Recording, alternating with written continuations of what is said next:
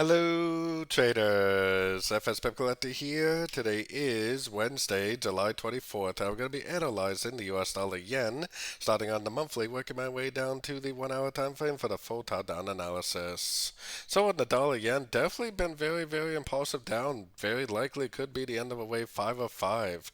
I really want to see a break of structure to the downside, preferably on like the weekly to daily time frame to really prove that it is over. But it is starting to look more and more convincing that this really is making a bigger move to the downside. So let's take it down to the weekly time frame. We definitely are closing below the 78%, so we can definitely get rid of that. Now this right here is the structure level for me that is really going to confirm that this is going down. Until it actually breaks this structure right here, we don't really know for sure that this wave 5 is over. There's always a chance that it could make a higher low and just keep on going up, so we definitely need to be aware that the weekly monthly time frame trend is technically still in a uptrend.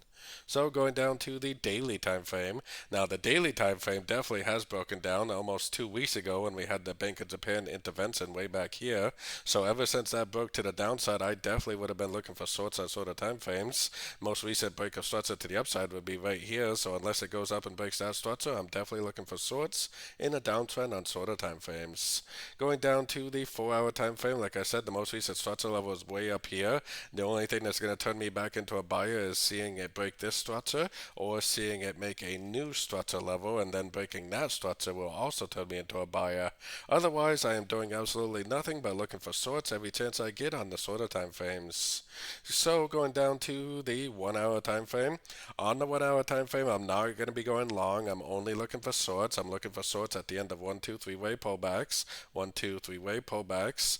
I'm definitely going to continue to look for those 3-way pullbacks. So if it does go up, that's great news for me because I know at the end of a 3-way pullback, I can go short again for the continuation of the downtrend, at least until the 4 hour to daily time frame tell me that this downtrend is over.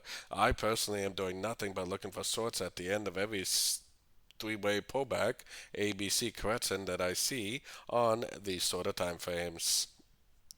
So don't forget to join my free Discord channel, which is linked over here in the corner. And as always, thank you and happy trading.